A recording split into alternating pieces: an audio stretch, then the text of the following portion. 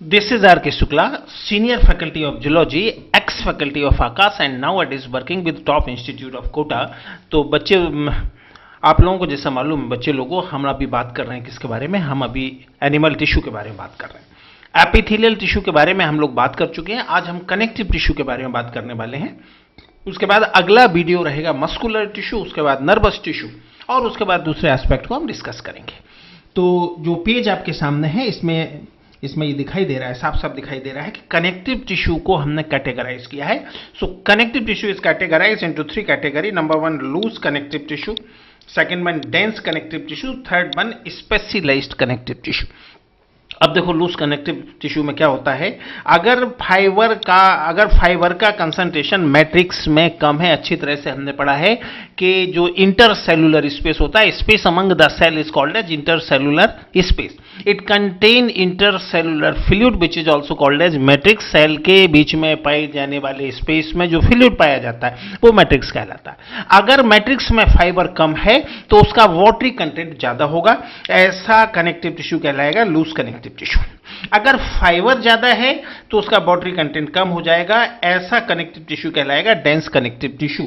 और अगर matrix solid है, फाइबर भी उसमें है बट वो सॉलिड है, या मैट्रिक्स विदाउट फाइबर है, then such kind of connective tissue is called as specialised connective tissue. ठीक है। अगर हम लूज कनेक्टिव टिश्यू का कैटेगरी देखते हैं तो एरियोलर टिश्यू और एडिपोज टिश्यू। अगर हम डेंस कनेक्टिव टिश्यू की तरफ जाते हैं तो टेंडन एंड लिगामेंट इसका बेस्ट एग्जाम्पल है।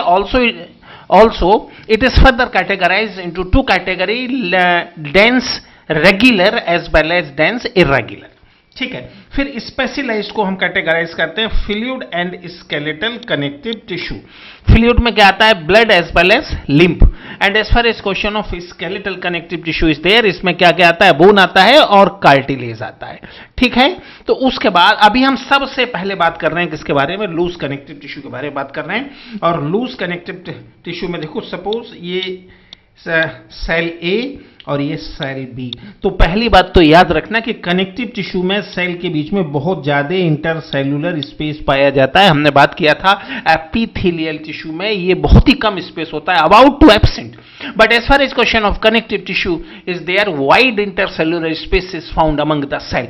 तो सेल के बीच में इंटरसेलुलर स्पेस बहुत ज्यादा है और उसमें देखो ये हमने कोलेजन फाइबर बनाया और ये हमने इलास्टिन फाइबर बनाया, हमने एक एक बनाया। इसका मतलब ये नहीं कि सिंगल पाया जाता, बट इसका मतलब यह है कि बहुत कम पाए जाते हैं।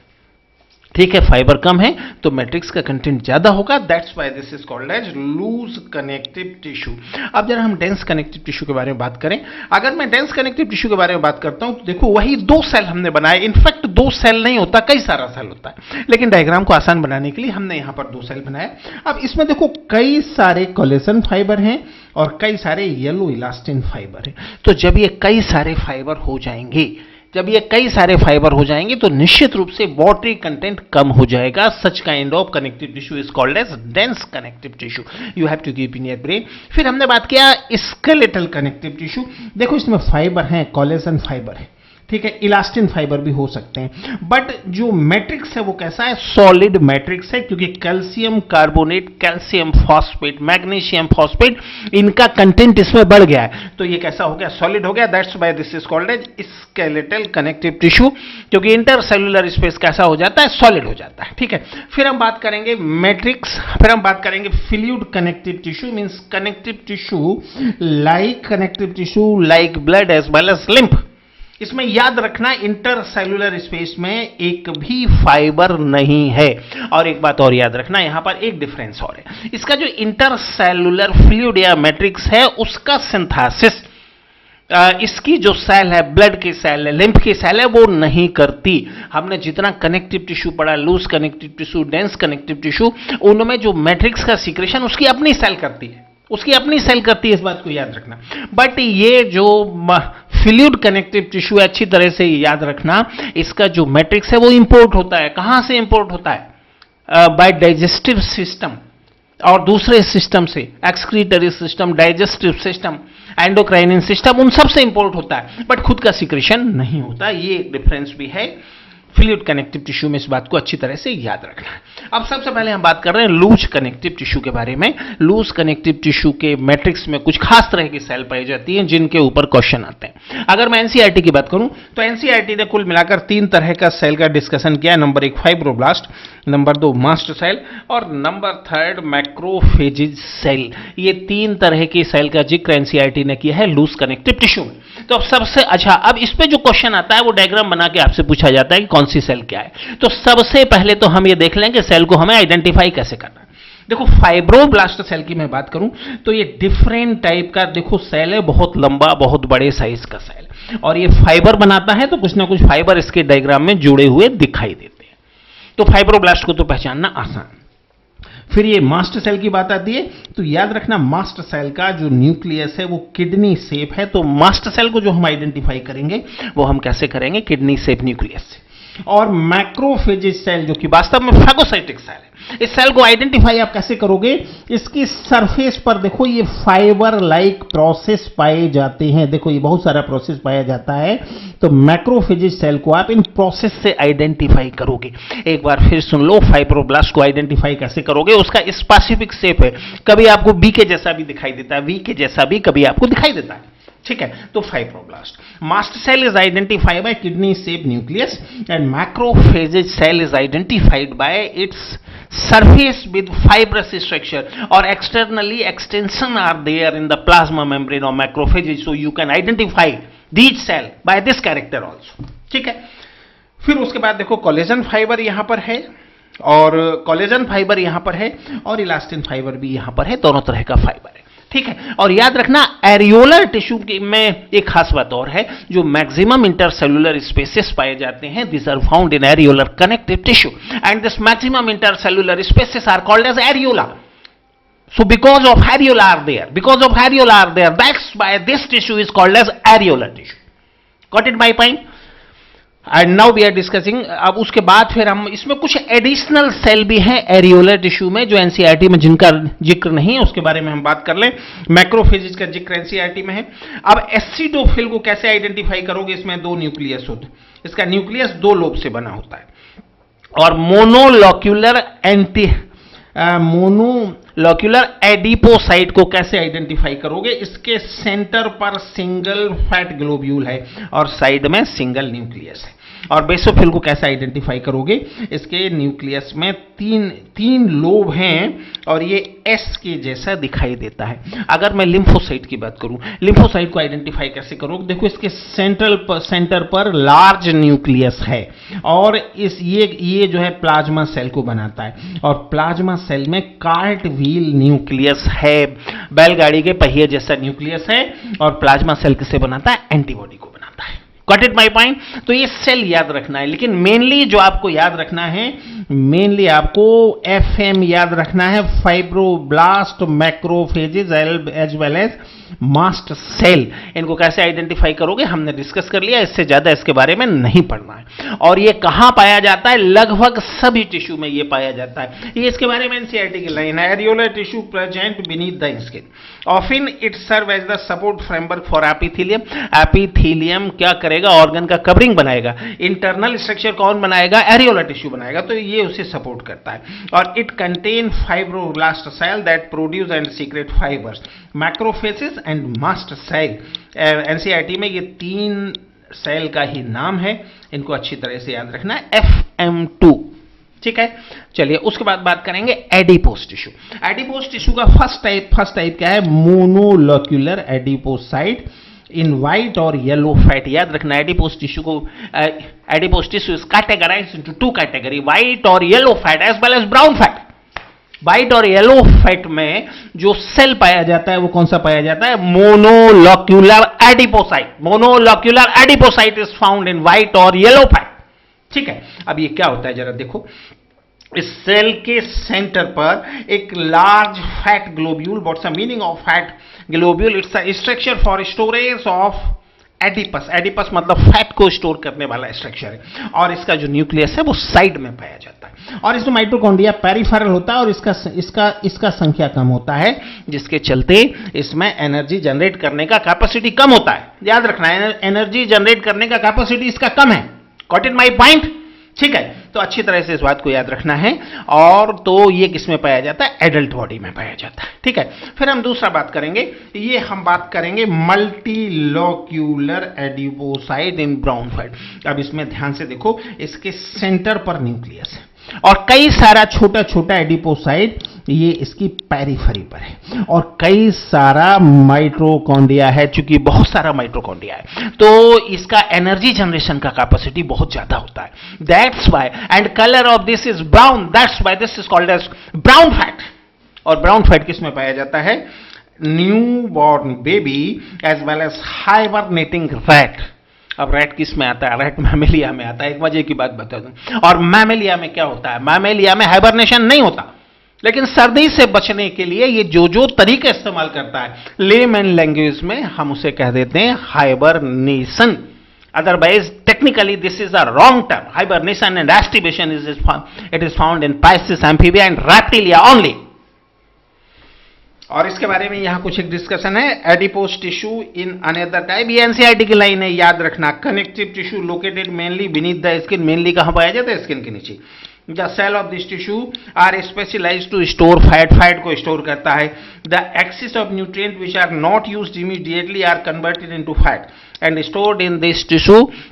आपके फूड मटेरियल में नॉर्मली आपको एक दिन में जितना आवश्यकता है उससे 2-2.5 गुना आप खाते हो, तो जो एक्सेस फूड मटेरियल है उसको स्टोर किया जाता है, ग्लाइकोजन के फॉर्म में भी और लिपिड के फॉर्म में भी। ठीक है, फिर उसके बाद हम बात करेंगे डेंस कनेक्टिव टिश्यू के बारे में। It is categorised into 2 category, dense regular as well as dense irregular. पहले हम इसका डायग्राम देख लें, जरा इस डायग्राम को ध्यान से देखो। देखो ये जो पहला डायग्राम है, this is for dense regular connective tissue and second one for dense irregular connective tissue. अब डेंस रेगुलर में देखो ये कोलेजन फाइबर है, ये सब के सब कैसे हैं? पैरेलल हैं। अगर फाइबर डेंस कनेक्टिव टिश्यू का फाइबर पैरेलल है, समानांतर है, एक दूसरे के समानांतर parallel, then such kind of connective tissue is called as dense regular connective tissue. अब सेकंड वाले डायग्राम में जो, इसमें भी कोलेजन फाइबर है, बट कैसा? irregular type of collagen fiber are found.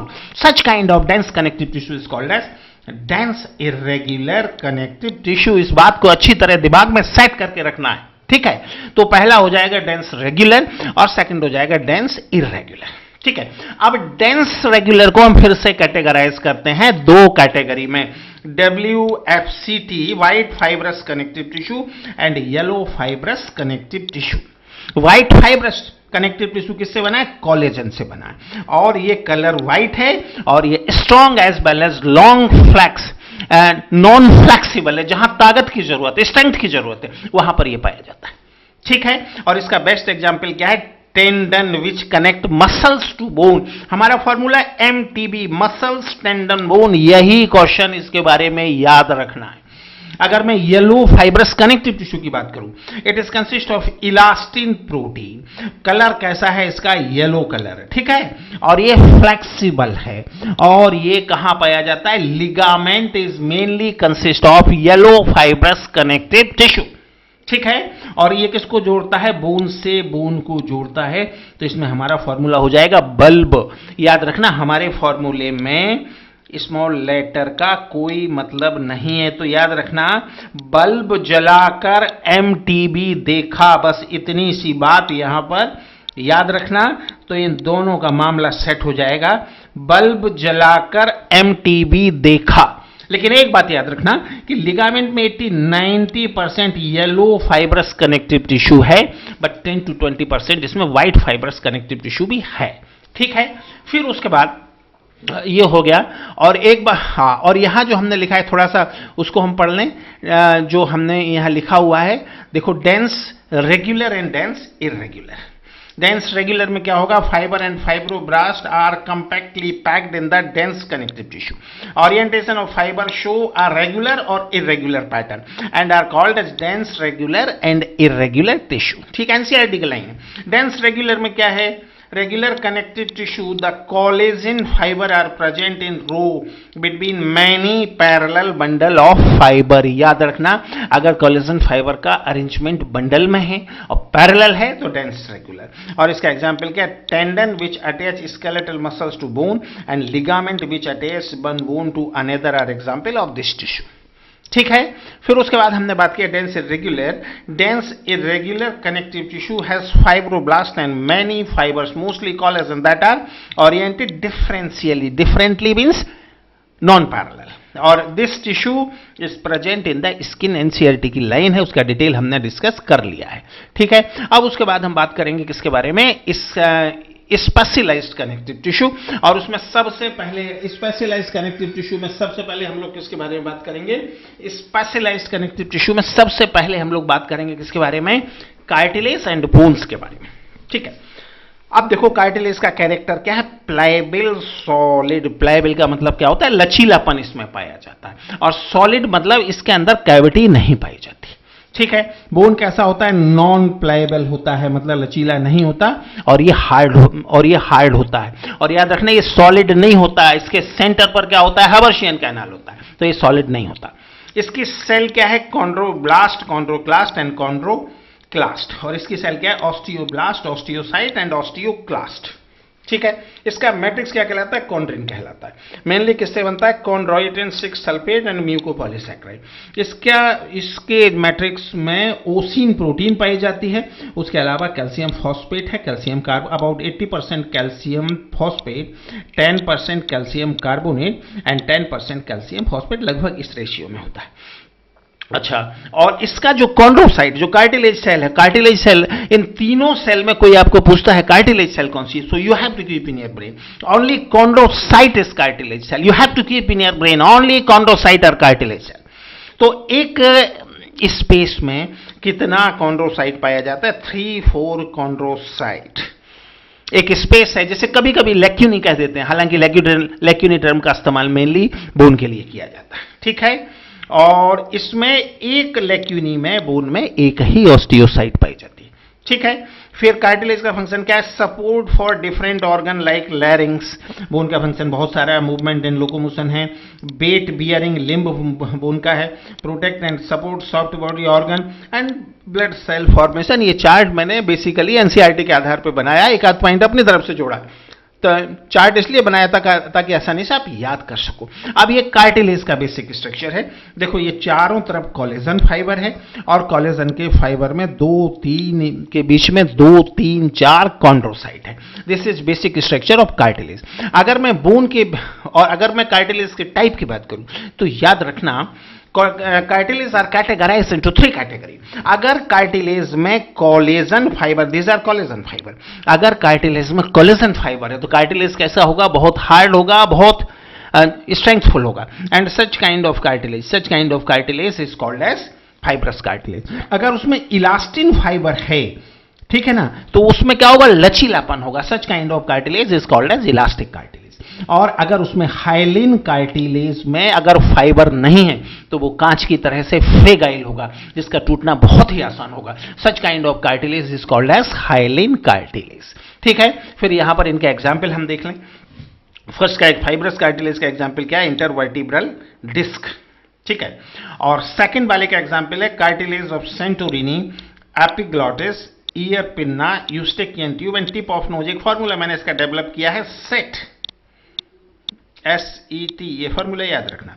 और अगर मैं हाइलिन कार्टिलेज की बात करूं तो about all the respiratory cartilage, epiglottis, cartilage of Santorini और टिप ऑफ नोज को छोड़कर लगभग सारे रेस्पिरेटरी कार्टिलेज किससे बनता है, हाइलिन कार्टिलेज से। फिर हम थोड़ा सा बोन के बारे में बात कर लें। ठीक है, बोन में जो हैबर्शियन सिस्टम, बोन का खास कैरेक्टर क्या है, as far as question of vertebrate bone is there, specific character is Haversian system. Haversian system में हैबर्शियन लैक्यूनी और हैबर्शियन लैमेली, इनका अल्टरनेट लेयर पाया जाता है। देखो जैसे ये किसका लेयर है, लैक्यूनी का, ये किसका है, लैमेली का, और ये किसका है, फिर लैक्यूनी का, और सेंटर पे क्या है, Haversian canal. We are discussing about structure of Haversian system. Bone का डिटेल स्ट्रक्चर देखने के लिए एक अलग से वीडियो मैंने बनाया हुआ है, जो प्लेलिस्ट टिश्यू में है, structure of long bone of human being. अगर डिटेल में स्ट्रक्चर आपको देखना है आप वहां जाकर देख सकते हो। ठीक है, तो alternate layer of lacunae and lamelles are there, and lacunae contain single osteocyte. Such kind of structure is found in bone. ठीक है, फिर बोन का थोड़ा सा टाइप के बारे में बात कर लें, हालांकि एनसीईआरटी का टॉपिक नहीं है बट थोड़ा सा बात कर लें। देखो, पहला है कार्टिलेजनस और रिप्लेसिंग और एंडोकॉन्ड्रल बोन। हमारे शरीर में पाई जाने वाली ज्यादातर बोन इसी कैटेगरी में आती है। मतलब एम्ब्रियो में एक कार्टिलेज था, कार्टिलेज का मॉडिफिकेशन हो गया। बोन का बनना क्या कहलाता है? ऑसिफिकेशन। तो एम्ब्रियोनल कार्टिलेज का ऑसिफिकेशन हो गया, उससे जो बोन बना उसका नाम है कार्टिलेजनस और रिप्लेसिंग और एंडोकॉन्ड्रल बोन। हमारे बॉडी का ज्यादातर बोन ऐसा ही है, जैसे लिम्ब बोन है, रिब्स है। ठीक है, अब मेम्ब्रेनस और डर्मल और इन्वेस्टिंग बोन क्या है? एम्ब्रियो में एक मेम्ब्रेन था, मतलब उसमें हार्डनेस बिल्कुल नहीं था, उस मेम्ब्रेन के मॉडिफिकेशन से कार्टिलेज बना। Such kind of cartilage is called as membranous और डर्मल और इन्वेस्टिंग बोन। ठीक है, अब इसका एग्जाम्पल याद करने के लिए कैसे करें? हम सिर से चालू करें, सिर से चालू करें, नीचे के साइड में आए और चेस्ट तक हमें जाना है। Number 1, flat bone of skull. थोड़ा नीचे आए तो क्या आ गया? Nasal bone. थोड़ा और नीचे आए, जॉ बोन। फिर स्कैपुला मतलब कंधे की बोन। ठीक है, और क्लेविकल मतलब कंधे से अगर चेस्ट के साइड में हम पढ़ेंगे तो वहां बोन आएगा, और स्टर्नम मतलब चेस्ट बोन। इस लोकेशन को दिमाग में बिठा लेना, एग्जाम्पल सेट हो जाएगा। कभी कभी एम्ब्रियो में पाए जाने वाले टेंडन का ऑसिफिकेशन होता है, मतलब टेंडन बोन में बदल जाता है। Such kind of bone is called as sesamoid bone. Example क्या है? पटेला मतलब घुटने की हड्डी, और पिशीफॉर्म मतलब कलाई की एक हड्डी। कलाई में कितनी हड्डियां होती हैं? 8 हड्डियां होती हैं, जिनको हम कहते हैं, क्या कहते हैं? कार्पल्स। उनमें से एक है पिशीफॉर्म, जो कैसा है? सिस्मोइड। अब बात कर लें कंपोजिशन ऑफ ब्लड। हालांकि ब्लड के बारे में भी डिटेल स्टडी हमने सर्कुलेशन में कर रखा है। Blood is consist of 2 content. About 55% of blood is consist of plasma, while 40% is consist of formed 45% is consist of formed element. What's the meaning of formed element? Cells which are found in blood is called as formed element, like RBC, WBC and platelet. In blood plasma, about 90 to 92% is consist of water and 8 to 10% of solid. In this solid, 1 to 2% is consist of nutrient and electrolyte, and rest of 6 to 8% is consist of protein. In this 6 to 8%, about 3.5 to 5% albumin, 2 to 4% globulin, 0.2 to 0.4% fibrinogen, and prothrombin. These are main protein. Number of another content are there. So this is R.K. Shukla at NEET Binayak YouTube channel. ठीक है, थोड़ा सा blood cell के बारे में हम बात कर लें। This is RBC, this is WBC and this are the blood platelet. इनका हम डिटेल में स्टडी करेंगे सर्कुलेशन में। थोड़ा सा ये एनसीईआरटी की लाइन भी समझ लो।